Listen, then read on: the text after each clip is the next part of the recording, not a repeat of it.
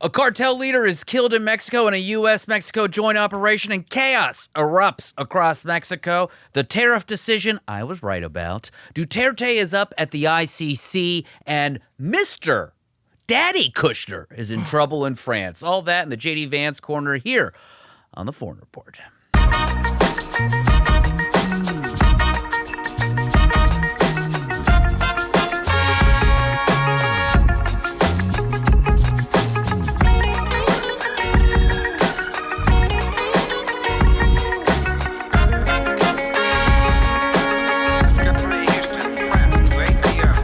Welcome back to the Foreign Report, your weekly foreign policy show that gives you all the gory details of geopolitics with hopefully some laughs along the way. I am your foreign policy curious host, Seena Ghaznavi, your FP Zaddy, and with me has been the wonderful substitute teacher that you had for the last 2 weeks, Travis Irvine. Thanks for carrying the torch for me while I was out on, what do you call that, grieving leave? I don't know what they call it, but we should have that in America. Grieving? And a bunch of us are going to continue to need it. Oh, my God. Yeah. Grieving is the worst. Well, it's nice to have you back. My father passed away. He was such a sweet and wonderful man. I did his eulogy. That was a tight 7. Oh, right. You know, I was just our friend Ed Larson and I and Trey Crowder have both had to deal with this, where they crushed. If you check out, Ed was just on the show last week and he mentioned it, How America Killed My Mother. Yeah, they have a whole conversation about, did you do stand up at your parents' funeral? And it was like, Ed was like, I crushed, and like Trey was like, I murdered at mine. Yeah. And then Drew Morgan, also a friend of the show, when the liberal redneck steps in, is like, we are so broken. Yeah. This is a broken comedian's game of, can I crush at my parents' funeral? I made my brother open, and I was like, make sure there was no mic. Set the bar low. And I was like, yo, make sure you project. And of course he doesn't project. Tight 5. And he does a couple things, and then I go up and I'm like, I told him to project. And then and then I just like went and did my thing. It was good. It was a cold day in Pittsburgh. As it would be in February. Yeah. And I'll say this, make a plan, folks, for your death. Don't let your producer's son have to go casket shopping. No. Okay? Dad never wanted to talk about death. He didn't want not talk about death, but he didn't want to make any plans. Right. He loved life so much. Sure. He lived in the moment. I had to go through all my dad's clothes because I didn't want my mom to deal with it. Yeah. Take it to Goodwill, man. That's going through. I'll tell you one thing.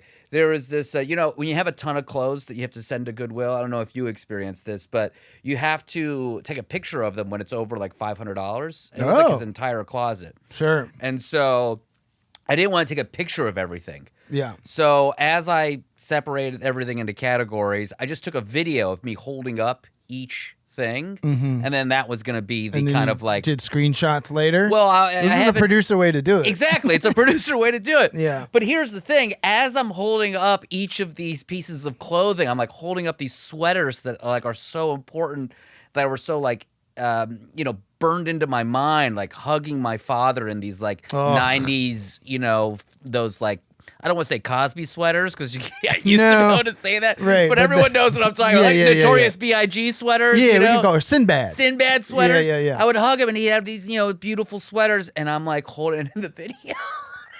Oh no! In the video, you see me just going like 3, 4, holding up another one, and then 5, and then I just start crying. Weeping, of course, Seena. Just start crying. You could take time with the clothes. The clothes aren't going anywhere, but you said you just didn't want... I didn't want my mom to deal with it. That's the thing. My mom was his caretaker for, I don't know, so long. He had a heart transplant in 2004. So she's been his caretaker forever. This was so hard on her. So I just wanted to like alleviate the burden of all of these things for her, and she really appreciated it. But again, make a plan. We had to go get the plot. We had to get the casket. We had to get the tomb. Yeah. And when you go casket shopping, it is a surreal, awful experience where the woman was just like, would you like this? Would you like this? How's this? Here's the silk pillow. Here's this pillow. I'm like, what the?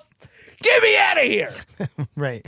This one's got liner. Look at this liner. Very nice. Did you go?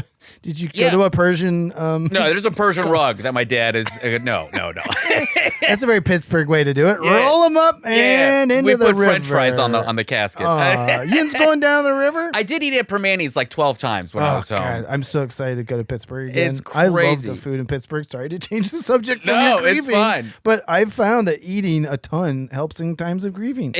Buddy, let me tell you Nothing makes you feel more alive than a big old sandwich. I ate like a monster the entire time. You still look great, though. Thank you. I was vomiting after every... No, that's not appropriate. Sorry. I'm sorry. Listen, I'm grieving. I can make an uncomfortable joke. Listen, foreignreportshow.com, theforeignreportlpn@gmail.com. Sign up for our newsletter and all that stuff. I did want to address... First of all, thank you. Great job. Hosting the show for the last 2 weeks. Thanks to Ed Larson and Marcus Parks for stepping in. Love those They had guys. plenty to yell about. We had plenty to yell about. Ed did rightfully take me to task for not having many foreign policy things to talk to, but there were so many big things happening here. Big things. And domestic policy is foreign policy, as I told Ed. So. It was funny. After I listened to the Marcus Parks episode, I was like, did they talk about Epstein the entire I even know JD got booed in Italy. I know.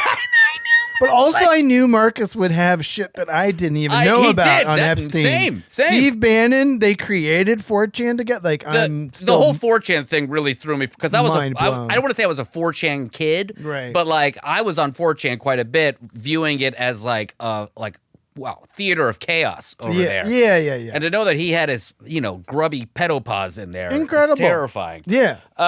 Another thing that I wanted to bring up, I did hear through some diplomatic channels that our member nations, you, the audience, don't like the mother bleeps that we have on the mother show. Wait a minute. Are you saying that you're reading the comments? No. I heard through diplomatic channels. Oh, okay. All right. Cool. Through the UN. The UN called us. The UN was like, hello, number one foreign policy show in the manosphere. We're the UN. We're going bankrupt. Can we come on your show? Yeah. Also, can we not be bleeped? So for this week, we're going to try something new. Instead of the classic mother bleep, okay, we're going to try a mother audio dip. Oh, so we do a dip instead of a boop. So when we say... Oh, because when you're in your headphones and a big old boop comes in... Yeah. How about if I start going boop? Yeah, I think that would be upsetting. Let's try to time it up. Mother boop. Now I'm doing it. Yeah, now you're doing it. So Adam is going to... That's how producers fix things. Exactly. Adam is going to do some magic. We'll do it live. Don't fix it in post. I'll fix it now. But I thought that was so funny because and the thing is, if we had last podcast on the left numbers, I don't care. It wouldn't matter what we'd say. But we got to squeeze every dollar from the monetization gods. And that's YouTube. That we can from YouTube and then the ads. And if we get hit with an explicit rating on the podcast platforms, then it can't go to certain places. And it's a whole thing. Yep. So, folks, all you got to do is get a couple million people to listen to the show. We'll throw all these curse words back in. Yeah, recommend it to your friends. Although Eddie did curse a lot. That's how Ed talks. That's also how Marcus talks. Yeah, they were fired up. It was great. Yeah. All right. And thank you for all the kind words from everybody. It is good to be back to be doing this show, and thank you again. Let's get to some foreign policy news, shall we? Let's do it. There can't be anything worse than what we just talked about. Well, the food in Pittsburgh was the highlight of the show. I tell you what, there is like a drumbeat of war happening right now with Iran, which we're not really going to cover today because there's no war. But I was like, but we'll get to it. I am grieving. Yeah, there cannot be a war right now. Not now. I was like, I need a month. Right. Well, now was the rumor that Trump was going to launch attacks during his State of the Union speech, but then you pointed out in our producer Slack chat that he doesn't want to compete with his own ratings. That would just nerf his ratings. Right. I'm not going to bomb my own ratings. I'm not bombing my speech. Yeah. All right. So listen, Sunday morning, some Mexican special forces went in and they killed Nemesio Oseguera Cervantes, otherwise known as El Mencho. And I'm sorry if I butchered his name. Kind of not sorry, though, as well. Sure. This was a U.S. and Mexico special operation, Travis. Okay. And you would think, like, maybe they would have a memorial like I did for my dad. No. They do a comedy routine? No, they brought the country to a screeching halt. They, 250 highways were set on ablaze across 20 states. Whoa. I mean, it's insane what happened. So he was the leader. We're gonna do this whole breakdown. If you don't know about this guy, I don't, and you're not up to date on what's happening with the Cartel T, stick around. I'm gonna break it all down for you. We're gonna talk about it, and also we're gonna find out what's going on with cartels right now, because it's actually beyond just this operation that's happening. It's super interesting. All right. Okay. So El Mencho was the leader of the Jalisco New Generation Cartel, the CJNG. Okay. And at one point, they were the most powerful and violent cartel in Mexico, and he was the guy. Okay, right? so this is post El Chapo world. Post El Chapo world, yeah. Yeah. So who was this guy? A former cop who went rogue. And Whoa. I was thinking about this, Travis. It's like, that's America's thing. exactly. We do that in the U.S. How Yeah. dare you, Mexico? When does the thin blue line go away when a cop goes rogue? He went rogue, but I wonder if the cops were like, is he a bad apple? Because we only got a few bad apples, but is he really bad? Maybe it was when he served time for heroin trafficking in the 90s. Oh, yeah, in the that'll U.S. do it. What? You're telling me cops are trafficking drugs? No, No, man, just way. Travis. There's a couple bad apples. Oh, right. Couple The of bad tree is apples. perfect, Right. But a couple bad apples, Right, couple of bad hombres. Yeah, there's no way to say that the tree is rotten from the very root. No. No one would ever say anything like that. No. Listen, he comes back to Mexico after he serves his prison time in the United States, and he builds CJNG from a splinter of the Millennial Cartel. So that cartel in 2009 breaks up, and he leads one faction. Wow, okay. So by the time he dies, okay, it's 2009, right? Okay. And so he died 2026. Yeah, last week. His net worth was anywhere between $500 million and $1 billion. I mean, whatever. Elon Musk is worth 500 times $1 billion. Wait, but it's like, This is nothing. that's nothing. But also, what's that range? My personal fortune Sure. is anywhere between $1 and $500 million. I was gonna say, when I fill out those surveys, what's your income? I'm just like, after net or gross. Gross. Go the shit I gross. write off all expenses. I'll do that one. Yeah, so it was like, okay, that's weird. I guess it's tough drug money. You can't really, it's not like you go to his Chase Can't account. Go to a bank. Yeah. No, not here. But the cartel itself had roughly $50 billion in assets, drugs. Okay, the entire thing, not Yeah. just his splinter and Exact- his personal fortune. Yeah, his cartel. So you figure all the drugs and all that stuff. But what made these guys different? We've heard about the Sinaloa cartel, heard about these other cartels that do crazy murders and stuff like that. These guys were different. So the Sinaloa cartel started in 89, 90, that kind of thing. These guys became the biggest cartel in Mexico in less than 20 years by being brutal and doing it fast and intimidating. Okay? So one of the things they did, they shot down a Mexican military helicopter with an RPG. Whoa. In 2015. Holy moly. So these guys got, when we were talking about the Fast and the Furious scandal during the Obama administration, where they're literally selling military grade weapons to cartels in Mexico to track where they would go. Yeah. Perhaps. Could be. Hearsay. That's neither here nor there. That's hearsay. Yeah.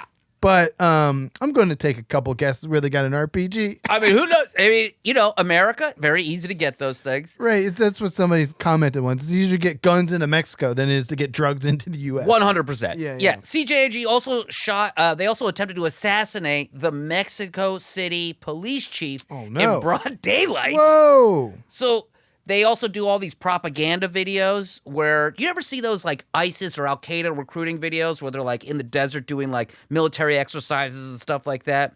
That's what they have. They had these masked gunmen, tactical gear, military hardware, propaganda. I remember videos. this during the war on terror. Yeah, because that's what the U.S. government would use to be see, they're dangerous. Look at them crawl. Meanwhile, it's a bunch of SAG actors out here in the desert. Right. But it's a union job. Yeah, gotta keep it working.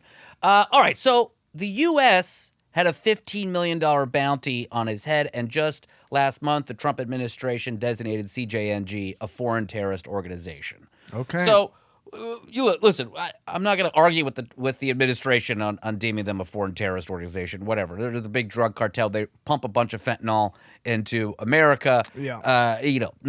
No big arguments here. What I also want to show you, though, Travis, is a clip of him. I think this is in 2016.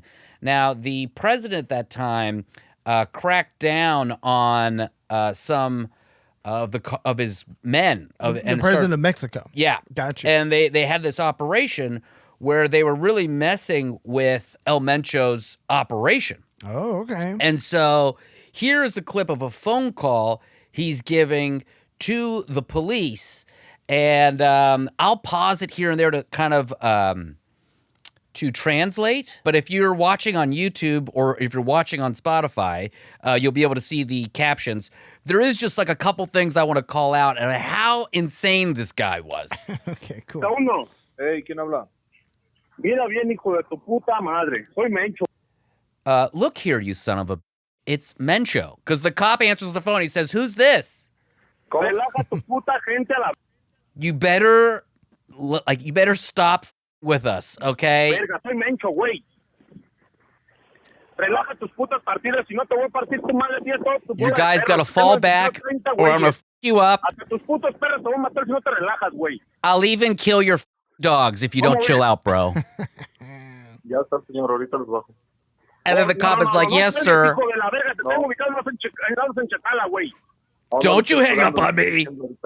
I've got your location right now. The cop's like, no, I got it. Wow. Uno no se mete con ustedes para que se... And then he goes on to say, like, you guys take my money, you pigs, all this stuff, and then you mess with us? And then, let me just get to the end here. Because it's 2 minutes of him just cursing at this cop, and the cop just being like, lo siento, I'm so sorry. Right. Okay, Yo here we go. le marco cuando yo pueda. Ándale, pues. Pero no me lo pague porque... Don't turn off your phone, because I'll interpret that as disrespect. And he says, no worry. Órale, pues, Melón, ahí les quiero eso, que se relajen a la He goes, verga. leave us alone. He goes, all I have is respect for you. Hasta igualmente, de aquí para allá también. Ahí And listen to that. And he goes, same for all of you guys. This is Mencho saying this. After the cop says, I have respect for you. He says, same for all you guys. I apologize for the foul language. Just lose your mind on these guys. I'll kill your dogs.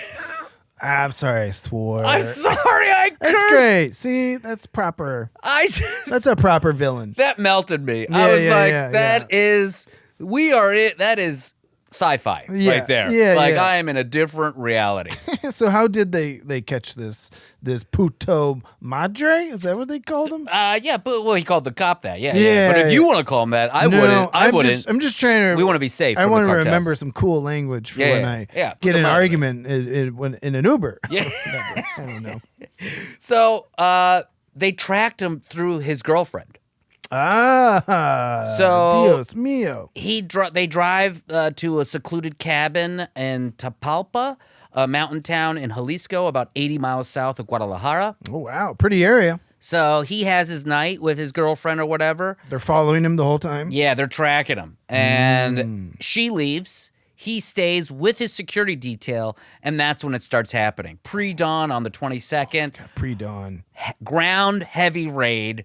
Limited air support. The air support's staying back, right? Because they want to tip them off. And this is like the Mexican army? Yeah. Okay. Yeah. This is the military or special forces. Clearly, local police forces mean nothing to this man. No. The police forces. He can't call the army and be like, I will kill your dogs. The police forces are like, Dios mío, what are we going to do to help El Mencho? Yeah, right. Don't tip them off. And so, obviously, his security forces immediately start engaging with the Mexican forces. 8 cartel members are killed. Then Mencho is hit. He's wounded. And I have a suspicion that they did not mean to wound him. Oh. That they wanted to capture him and try him. Because they airlifted him to Mexico City to get him help, but then he dies en route. Ooh, mysterious. President Sheinbaum of Mexico confirms the U.S. intelligence supported the mission. So this is kind of like a joint operation. Okay. So they used all their intel, and I'm sure there was a bunch of spy drones that they used to track this stuff and all that stuff. But this is a bilateral operation that You could use the word worked. You could say that it, quote, worked. I mean, they caught the guy that they wanted to catch. Exactly. If you just said that was success, Yeah. that would be success. Okay. It seems like you're getting to something. Yeah. So success. But here's my thing, Travi. Okay. I don't really have that definition of success. No. Because if you're trying to tell me that the fentanyl is the problem, killing El Mencho after he has a nice evening with his girlfriend, Sure, he died top of his game. is not going to stop the fentanyl trade. Oh, you're telling me that people still like drugs no matter what. Oh, boy. And now somebody got to get those people their drugs. Hey, man, that limb you're on is getting pretty weak. Don't get too far out. And so that's happening. And then not just the fentanyl stuff, but again, like we talked about at the top, it's like they didn't. Oh, my God. It's not like they all were like, let's take a moment for El Mencho. No, they went out and hijacked buses. They hijacked trucks. They put them across highways and set them on fire. A bunch of people were stuck in Guadalajara. The cartels overran it. It turned into a ghost town. 1,000 people were stuck in the zoo overnight. Whoa. And all the animals were looking at them saying, how do you like us now? Yeah. I bet you don't like being welcome stuck to my in here. world. Yeah, Sure. welcome to mine. Yeah. And so banks were set on fire. Stores were set on fire. And this was not chaos, right? Sure. Or it felt like chaos. But this was a message directed by the cartel to the government. Sure. You killed our leader. We will grind your country to a halt. Oh, dear.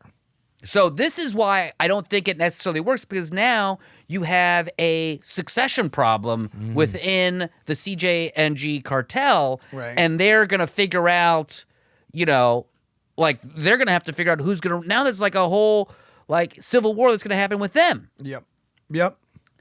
So what's happening now with cartels in general in Mexico, which I also found super interesting, Travi, which is the Sinaloa cartel is also having their own civil war.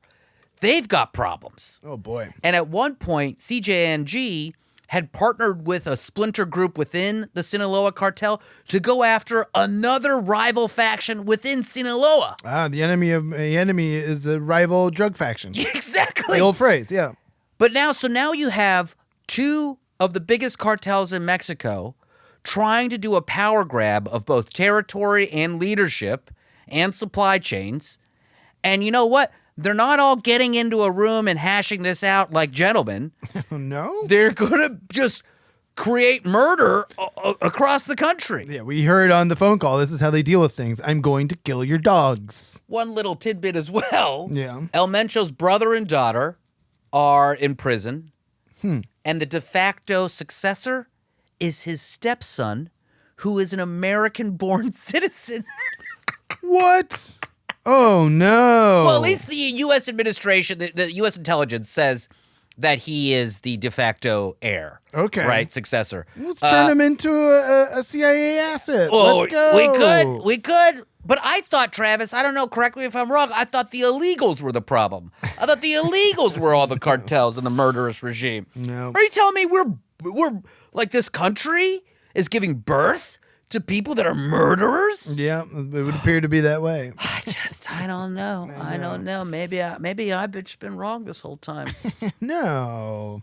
I don't know. It makes me also think about what's happening potentially in Iran, this decapitation strategy. Sure. Venezuela with Maduro. Sure. There's always a successor. Exactly. There's always, when you have like a Power vacuum. yes.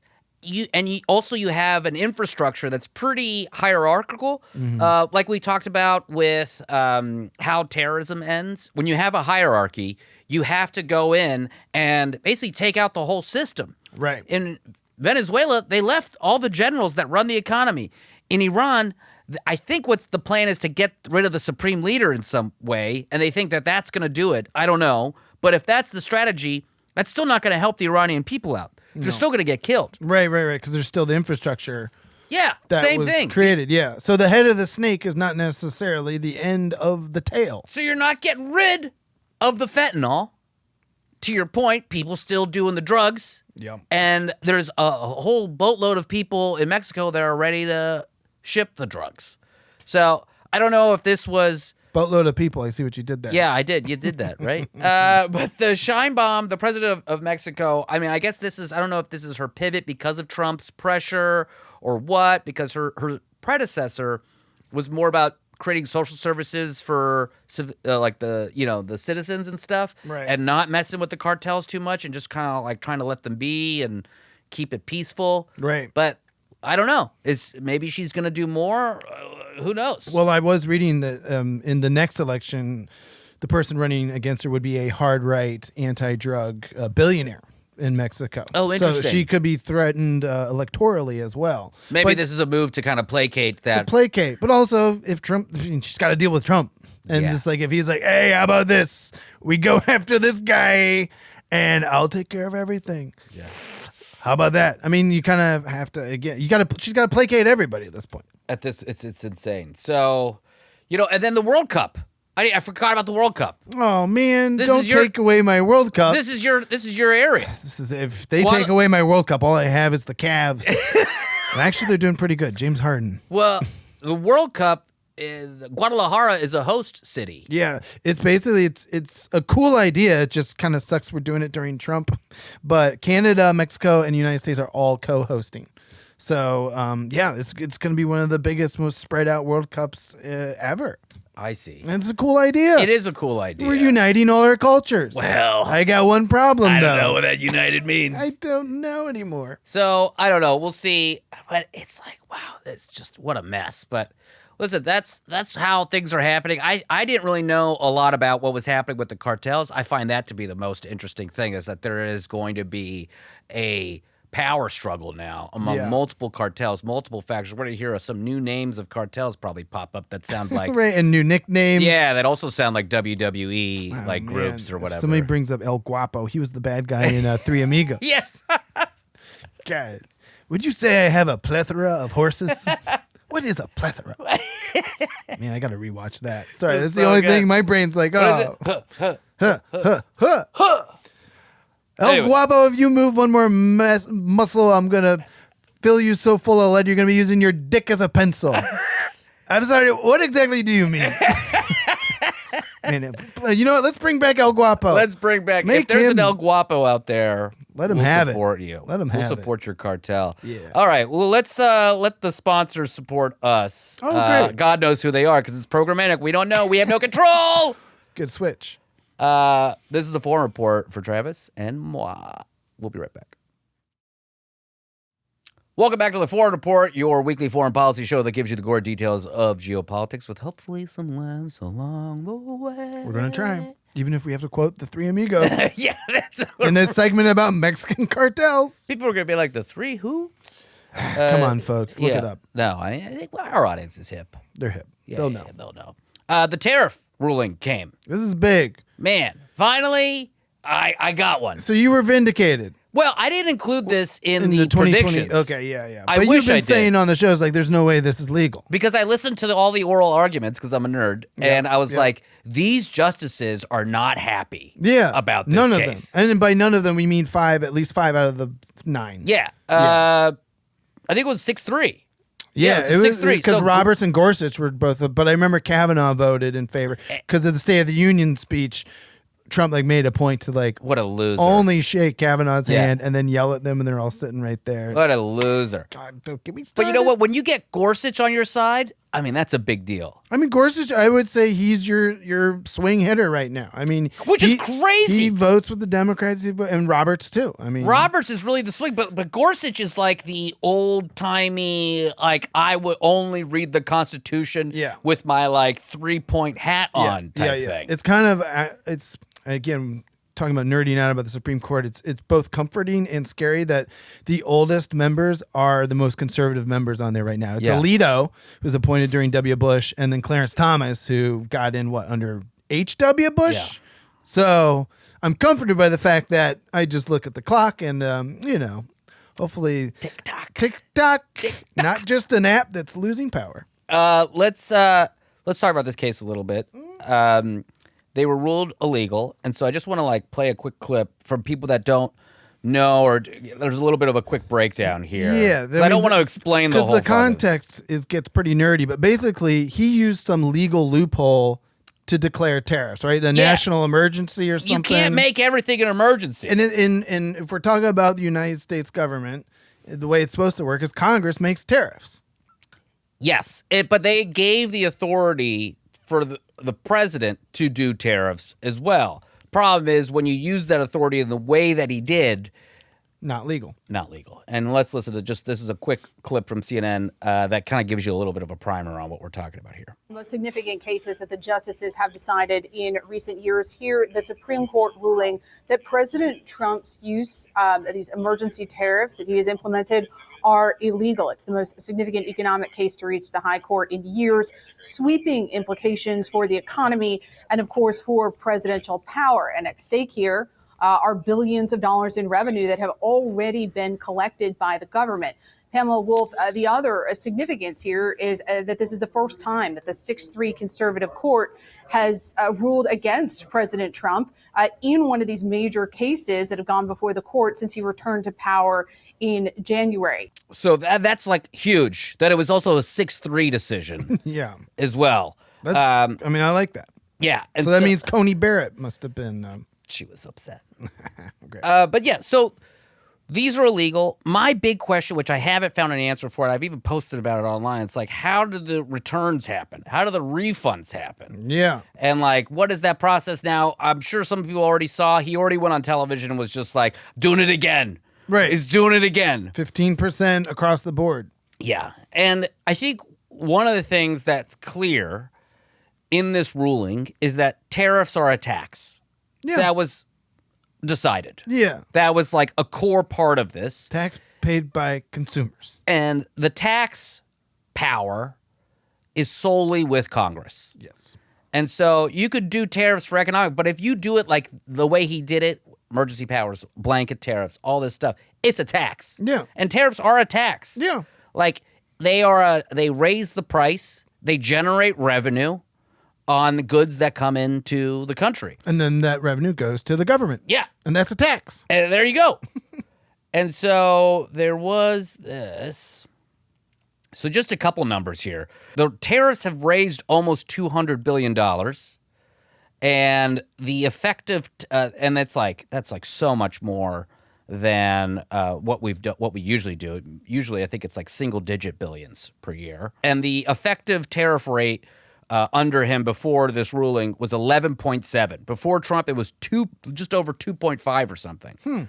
So it's like 5x the effective tariff rate around the world.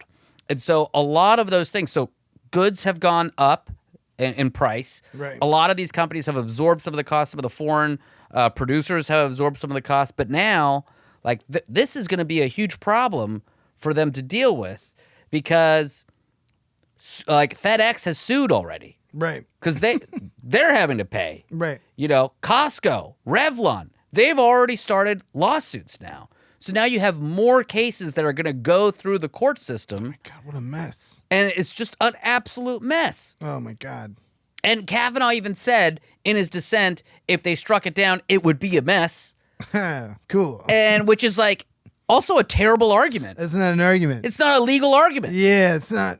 It's an illegal mess. It will be inconvenient. It's like Pam Bondi yelling, well, if we try everyone in the Epstein files, the entire system would collapse. It's Yeah. like- And I think this is, for me, a nice departure for these justices to actually rule, like, to create a line of what they said, this is absurd. Yeah.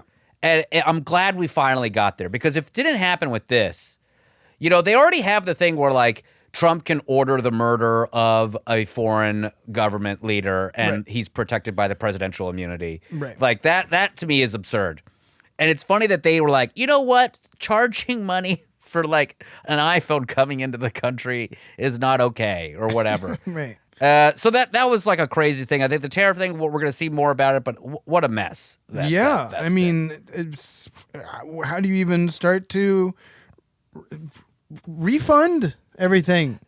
This is, I think the refunds are going to have to happen via court order. I mean, and I then don't they think go to the companies, and does the company give them back to the consumers who are Well, no, that they There's already. no way to trace everyone who came into the store and Yeah. paid. No, they're not. The consumers are never. No, come on, Travis. No. And I bet you. Did you just say? Are the American Are the people? corporations going to take care of the consumers? Well, and somebody pointed this out on the internet as well, that they're just going to keep the prices high still. Yeah, It's no. like they're already paying higher prices. They did that after COVID or whatever. When the supply shocks got fixed, they were like, we're just going to keep making money. Damn it. I like how I felt like that was the most extreme thing you've said on this show ever. It's Yeah. like, are the corporations going to, how are they going to help Well, I'd those say it people? was naive, innocent, and optimistic all at the same time. It was extremist. Also that. Yeah, I don't. Extremely optimistic. What's funny is that someone in FedEx is going to be like, we're getting all this money back. Yeah. And meanwhile, people are going to get hosed. Again, they're still paying more money for everything. Yeah. The prices ain't going to go down now, folks. Anyways. That's the thing. From murderous tariffs to murderous regimes. Oh, God, what a transition. I'm so sorry. The International Criminal Court is holding a hearing this week to determine if there's enough evidence to try Rodrigo Duterte, which I think that's how his name is pronounced. Sure. For crimes against humanity, the 80-year-old former president of the Philippines is currently sitting in prison in The Hague, Travi. Whoa, so you're telling me there are some presidents here and there who will get to The Hague? When they say put him in The Hague, Yeah. this is a guy who's in The Hague. Oh, he's definitely in The Hague. Yeah, I think I could think of a couple other leaders who need to be in The Hague. I can't imagine who you could be thinking of. I think The Hague needs to be a little more busy. I think it could have some gold-plated Hague cells Please, right man, there. Get everyone to The Hague. Yeah. So Duterte, for like a very awful refresher, was elected in 2016 under this huge promise that he would wage war on drug dealers and other criminals and corruption. And you know, imagine that sounds very familiar. but I'll tell you what, Travis. Yeah? He did that. Oh, good. He 100% did that. And then he created a big power vacuum. Yeah, well, I mean, he did just happen to go door to door and murder 12 to 30,000 people. It's quite a vacuum. Yeah, that is a vacuum. Holy moly. But here's the thing that is like complex and strange. When he left office, he had a 67% approval rating. Wait a minute. Was he in charge of the poll? Was it just him Yeah. that voted, or like three Just people? him and his family? So here's the thing that I think is interesting, because I don't want to say it's exactly what's happening here, but I think it's worthy of us talking about it. Sure. Like, Trump came in, we're going to get all the illegals, all this stuff, or he said we're going to get all the violent cartel people out. Right. And what happens is, yes, you do get the violent cartel people out, Mm-hmm. sure, but you also get a bunch of innocent people looped into that. Yes. And what Trump is able to do, which I think Duterte was able to do as well, is create this framing that it is working. Yes. Illegal immigration is down to whatever. You could say that, right? And then in the Philippines, there was a drug problem, and there was a war on drugs that they wanted, and they got it. Problem is, it's like, oh, I have this scratch on my arm. You don't chop your arm off. Right. You wrap your arm up. Yes. And this is what these kind of authoritarian leaders end up doing. And then he did a lot of misinformation and PR around it. And that's what he was able to frame the conversation and frame his killings, basically, as a net positive. Wow. Cool. Good job. Yeah. Yeah. That's talent. I mean, that's Hague-worthy stuff. Yeah. I mean, it feels like everyone who's really good at killing a bunch of people knows how to spin it. Just like in the Philippines, though, they were in a place where drugs were rampant. Also, corruption was rampant. Right. And so when you have inaction by your institutions, you create the groundwork, you create the causes for this effect you create the ability and the reasoning for a leader like this to come in and do it. Trump, same thing. Yep. When was the last time we had immigration reform in this country? 2008. This is crazy. Yeah. And before that, it was the 70s. Yeah. And it's like, when you have zero movement on an issue that is impacting a lot of people, and that on top of that, you have a ton more media sources that can influence and propagandize Right. and blame the other for your economic strife, and you have nothing substantively to actually push back against it, other than, well, we're going to send a letter and we're gonna get a meeting together. Right. You're gonna create this shit. You were doing an impression of the Democrats, right? Yeah, you know it. Everybody knows it. What are we doing? Excuse me. Oh, sorry. I'm going to write you a letter. Oh, gosh. So, absolute mess. We'll see what happens. What's funny is that Duterte said he's too frail to stand I was going to say, also, he's 80. Yeah, we just Why have to did we sit get there. all these guys when they're already, like, on death's door? You're just like, yeah, justice is coming for you. Just push him down the stairs. Yeah, you know? I don't know. Just somebody should. I mean, Just blow on him or don't. never sneeze mind. on him. Sneeze on him. Yeah, one bad cough. Anyways, one more. Speaking of old pieces of shit, let's get into this one. This one was kind of funny. I wanted to talk about it because I don't think people. Well, first of all, I was one of these people that thought Jared Kushner talked like this. I've never heard him talk. I just thought he was like this. Yeah. But he talks like a relatively normal person. Sure. Kind of. Yeah, kind of. His dad, though, a monster, Yeah. was busted by, I think it was Chris Christie. Because Kushner Sr. was like a Wall Street guy, but they lived in Jersey. Lived in Jersey, got him busted for some Insider trading, something like that? tax evasion, insider trading. This was even before Chris Christie was governor. He was like attorney general, but he was also a U.S. attorney. And then he really got him with they planted a prostitute on him, or it was Hell like yeah, a sex man. worker situation that they planted, and then like a sting operation. They Right. got him, and he went to prison. And But then Trump. This is why Jared Kushner made sure Chris Christie was not a part Yeah. of Trump's first administration. Yeah. Yeah. And Trump pardoned Mr. Kushner, Daddy Kushner, in 2020. I'm sure. I'm sure he did. And he's the ambassador to France. Oh. Okay. That's right. Forget about that. So we always thought Jared. Here's a pardon, and now here's a job. Oh, God. Incredible, right? Wow. Criminal justice reform. And if you thought Jared Kushner was awful in foreign affairs, don't worry. His daddy, Charles Kushner, is here. Okay. He decided to step up his own game and no. piss off the French.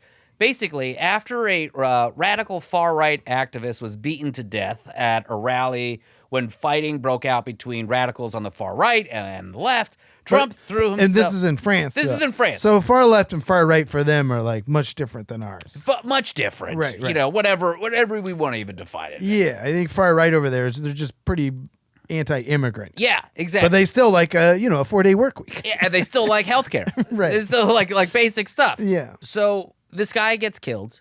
Trump throws himself in the middle and says, quote, "Violent radical leftism is on the rise, and its role in Quentin Duranque's death demonstrates the threat it poses to public safety," which is clearly not how Trump writes. Right. Wow, that's the first. Yeah. Good catch. There are no capital letters in that. Not even close. All right. No chance he wrote that himself. Kushner posted the same statement, but in French. The French were pissed at what they deemed was, quote, interference into public debate. Totally fair. And Criticism. they bring Kushner in. They say, "Come on in, explain yourself." And guess what he did? Oh my God. He didn't show up. Whoa. Your only job. Whee! Cue vroom, vroom, I'm on my motorcycle. What I'm are you outta doing? Here. Yeah. Wow. What are you doing? Dude, And that's those, crazy. Those things set off huge international incidents. The French, to piss off the French. Bro. Excusez-moi. Excusez-moi.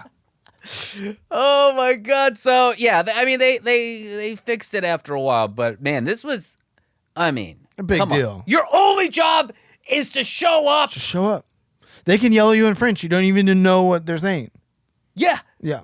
all you gotta do is sit in a room. They're gonna have great food. Yeah. It's French. Yeah, it's so good. It's French food. It's going to be a 3-course meal. I love that you could eat all the bread in France and not get fat. Yeah. Our and bread they- is stepped on. And they do the salad last. Oh yeah, got it. I don't know why we do salad first here. Don't get me started. Don't get. It's You want the- you I'll want get the- you started. Okay, get me started. The foliage goes in last. Yeah. Because it pushes everything else out. Exactly. The French know what they're The doing. Italians too. Yeah. All right. Look at that. So Kushner he's fine now then, I guess. I mean he's going to keep Yeah, the job. he's fine, like but- Trump's not going to be like, but- I am replacing Charles Kushner with Jared Kushner. Like he'll just give Jared the job. These are the chaotic things that the Trump administration always brings, Yeah. and the absolute, incompetence that they bring as well. Yeah. Again, your job as the French ambassador is literally to go talk to the French. Yeah. That's all you got to do. I wonder if he even speaks French. Whatever. J'ai étudié le français dans l'école de l'université. What? Yeah, mais oui. Adam, did you see that? What did he just Je do? parle beaucoup de français. What is happening right now? J'ai étudié le français. Whoa. But then I got high a lot, and I forgot like a lot of the rest of it. I don't. Wow. I think so. Do you think I could be the job? Je suis le job. In my administration, you're definitely ambassador to France. Woo! Allons-y. You gotta shave the neck beard though. Well, consider myself out of a job. It's a good 10 minutes. All right, guys. Listen, that was some other awful stories. Some of them were kind of entertaining. Yeah, right? Just the one, I guess. Yeah. But let's get a quick break in, and then we'll come back with everyone's favorite segment. And we've got a new piece of the puzzle for Oh, this segment. yeah. I'm very excited. Absolutely. All right, we'll be right back after this. Hello. Welcome back to the show. This is the Foreign Report. Oh, bonjour. Bienvenue à le Report du Foreign. Wow. I don't know. Wow. Dude, I'm ready for Canada and or France, and I guess that's about it. That's The only two places. Haiti, but they have like Creole. It's It's different. a different vibe. Yeah. All right, guys. Let's get into everyone's favorite. Give him a chance, it's J.D. Vance. No, wait, he sucks. Club remix, ladies and gentlemen. Wow. Oh, that's fun. That's so and I'm great. even in there. I love that. Great animation came to us from Bridget Connell. Thank you, Bridget. From Dark Horse Comics.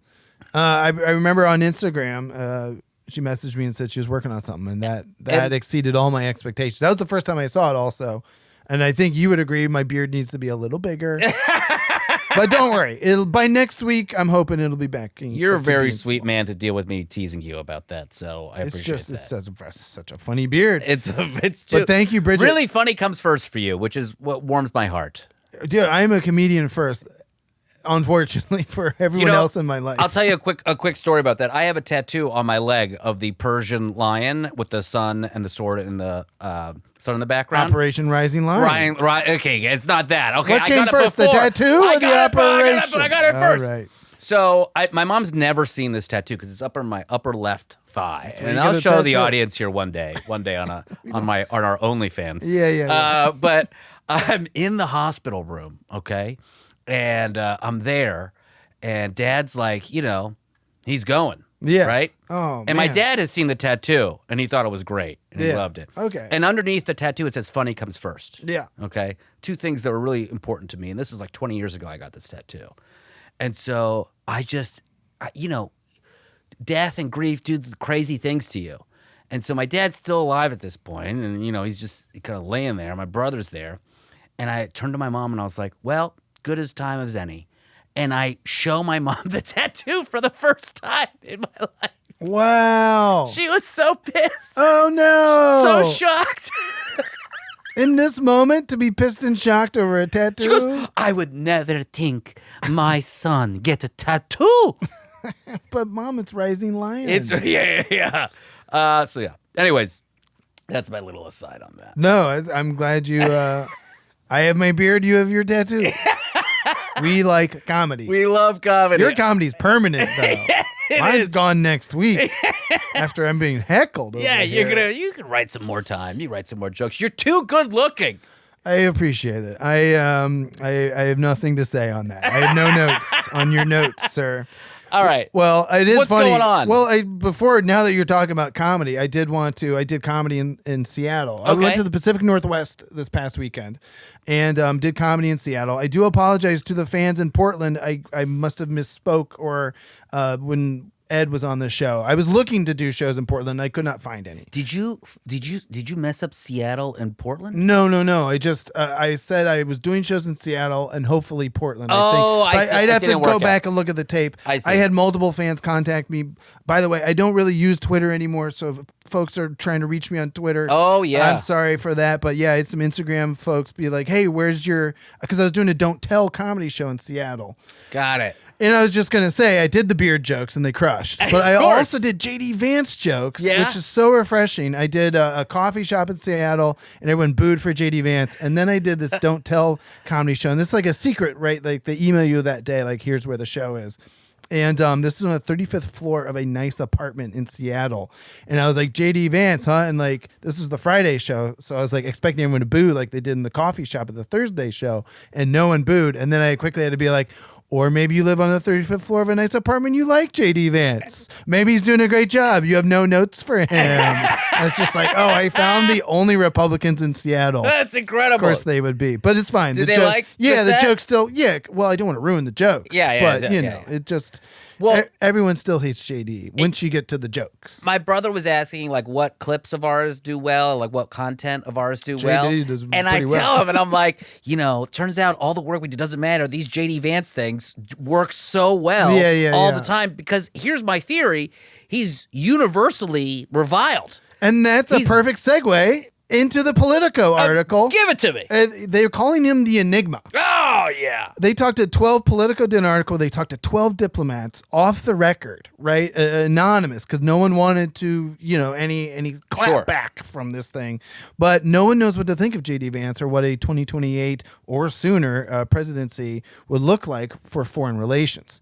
And everyone, all these diplomats are nervous about JD Vance because they're like, he's an intellectual, but his views make no sense. Right? None. And this taps into everything we've been talking about for the last year. The whole reason we even started doing the JD Vance Corner is that every week he'd be doing something in another country, and he's like the foreign emissary for the Trump administration. And basically starting with Munich Security Conference last year, that's when, you know, he has this America first. That's what everyone is saying. All the diplomats from Asia to Europe. They interviewed a lot of diplomats here. South America and Asia, they're the ones that we don't understand what he is. But Europe is like, we know where this guy's coming from. He hates Europe. Yeah. He's America first, and he sees the old NATO post-World War II policies as, you know, it crippled his hometown of Middletown and took away American jobs. And that's the thing, again, about, and as I posed to you, and as I posed to Ed Larson and Marcus Parks in the weeks before, JD Vance, I just don't think he's got the juice abroad either. No, man. I mean, they don't know what to think of him. Their one hope, one diplomat said in this article, Politico said that their one hope is that he used to be a never Trumper and that maybe he can come back around again. But as of now, because of the Trump, and of course he's just a mouthpiece for Trump, and we know that. He goes out and makes excuses for Trump. But because he has done that so loyally, they don't know where he stands. And hence the title of the article, The Enigma. They don't know what to think. He's going to come out with his own custom white hoods when he runs for office. Honestly, that'd be... I mean, I'm not going to get one. No, but good branding for him, you know? Right. I think he's just going to swing so hard to the right. He is a shell. He is a shell of a human. Well, and Marcus even said when I asked him, you know, because that's the other thing, right? The European diplomats, especially, they prefer Marco Rubio. Sure. Softer touch. You know what? I mean, we covered it with... Well, he's predictable.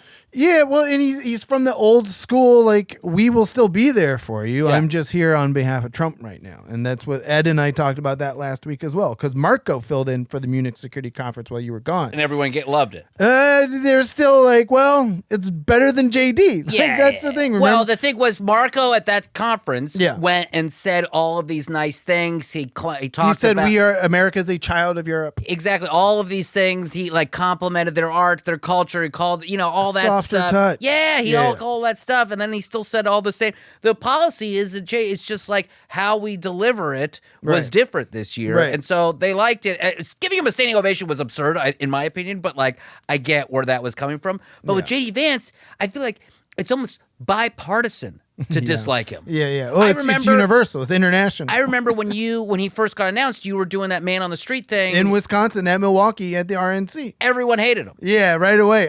Still remember the guy. He's like, should have been Marco Rubio. Yeah. Like, everybody wanted somebody else, and JD made no sense to anyone. There's going to be plenty else when Trump leaves office. Yeah, exactly. In 30 years. Well, or 30 days. You never know. Ed Larson was good at reminding me, is like, oh, yeah, we may not have to wait till 2028. It's You never as know. you said what the good liars were on.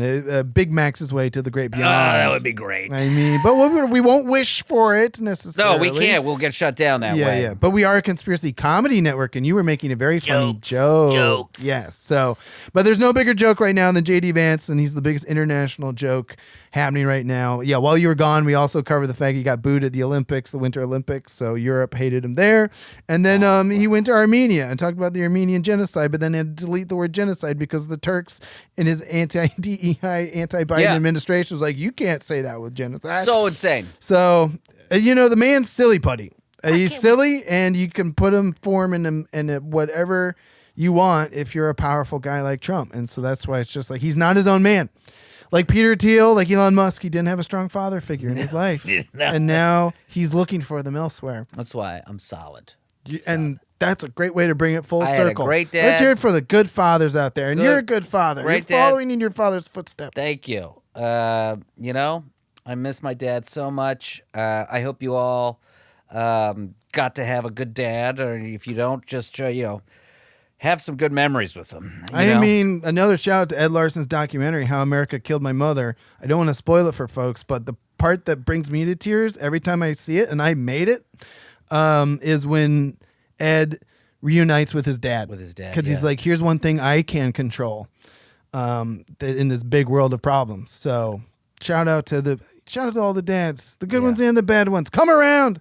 Yeah. Reach out. You never know. ForeignReportShow.com, the Foreign Report LPN. Sign up for the newsletter, all that jazz. Thank you, everyone. Thanks to all the people. Thanks to you for, who was it, Bridget, that made the art. If you want to make art for us, I love send us it. an email. You can send make it to- another version where my beard grows and then shrinks again. Oh, and then God. or just leave it as is. We appreciate it. Thank you, Bridget. Guys, we'll be back next week. Hopefully between now and next episode, we are not at war with Anybody. Iran. Anybody would be great. Someone was asking me, like, what would you like? I was like, I would like the entire regime to be removed without a drop of blood spilled. And I'm like, it's just not Too late? Not going to I happen. think it's too late. Yeah, I think it's too late. Yeah. All right, guys. All right, we'll see you next time.